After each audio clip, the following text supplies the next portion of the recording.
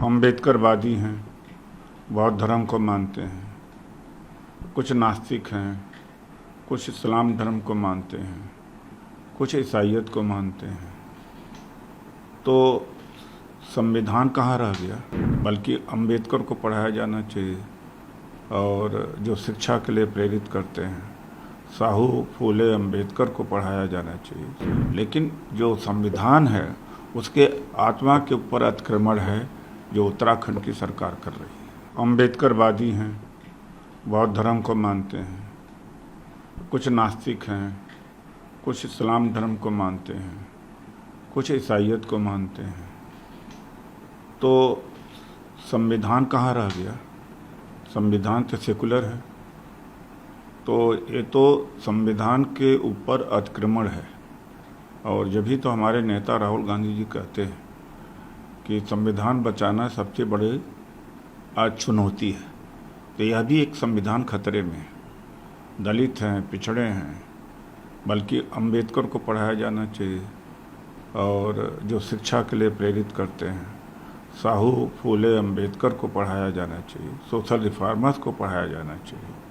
बजाय ये तो धर्म व्यक्तिगत तौर से जितना आप मानना चाहते हो मान लो, और माना ही जा रहा है, कोई रोकने वाला नहीं है।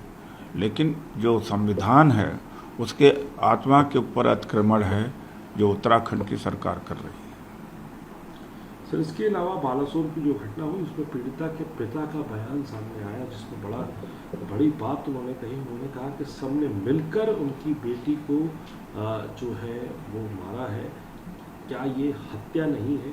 उन्होंने कहा कि कोई कॉन्स्पिरेसी लगाई गई जिसमें कॉलेज में वो बोलती थी, पसंद नहीं आई बात, तो सबने मिलकर कॉन्स्पिरेसी रची कि वो सुसाइड कर ले। क्यों उसको अकेले कमरे में प्रिंसिपल के रूप में बुलाया गया? कुछ ना कुछ ज़रूर हुआ होगा। क्यों उनके साथ में उनके बेटे को नहीं जाने दिया गया, उसके भाई को क्यों नहीं जाने दिया गया?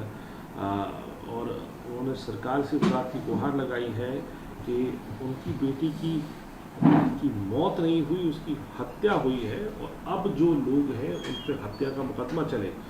बाकी विपक्षी दल भी जो है, बीजेडी जो है वो भी प्रोटेस्ट कर रही है, वो कह रहे हैं हम प्रोटेस्ट करेंगे। और इसके साथ ही साथ जो है कांग्रेस ने भी उड़ीसा बंद का और कई विपक्षी पार्टियों ने उड़ीसा बंद का आह्वान किया है। तो धर्मेंद्र प्रधान जी तो खड़े हो गए हैं प्रिंसिपल के साथ, जो दोषी हैं उनके साथ में, कि राहुल गांधी जी राजनीति कर रहे हैं। और निर्भया का कांड हुआ, और निर्भया के कांड के कारण से, जबकि सरकार का कोई दोष नहीं था, सरकार ने मैक्सिमम मदद किया और उनको दंडित भी किया, पूरे परिवार का देख रेख किया, आंदोलन के लिए इजाज़त दिया।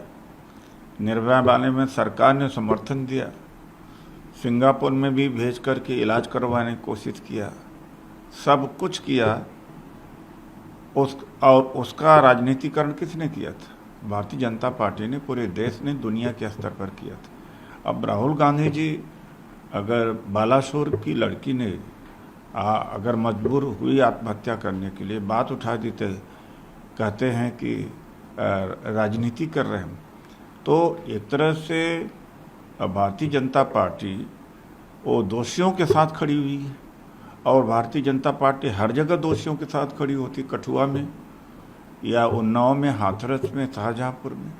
सबसे पहले भारतीय जनता पार्टी का करती क्या है? जहाँ भी इसके राज्य में जघन्य अपराध, भ्रष्टाचार होते, मानने को तैयार नहीं होती। जब जनता का दबाव बनता है तब जाके कुछ होता है। इनको दिखाई पड़ता है बंगाल में ही, दिखाई पड़ता है कर्नाटक में ही दिखाई पड़ता है, अपने सरकारों में नहीं दिखाई पड़ता है। तो परोक्ष अपरोक्ष रूप से भारतीय जनता पार्टी, जो बालासोर में लड़की ने आत्महत्या किया है, ऐसे कृत्य को करने के लिए प्रोत्साहित करते हैं या ऐसा कृत्य करवाते हैं, मजबूर करते हैं।